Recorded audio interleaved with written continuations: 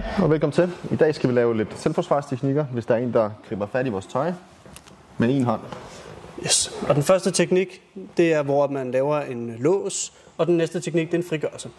Så Jakob han tager fat i mig i mit tøj med den ene arm.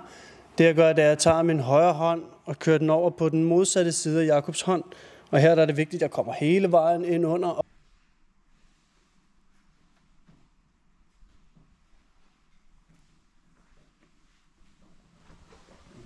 På den måde. Nu prøver jeg at køre det lidt hurtigt til mig.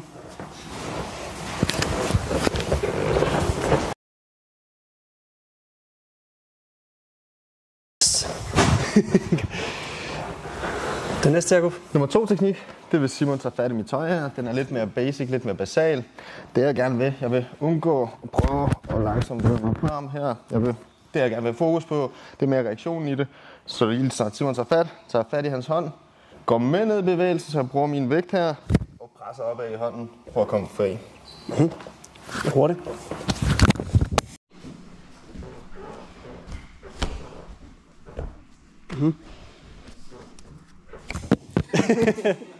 Sådan. Effektivt. Det var det. Tak fordi I kiggede med.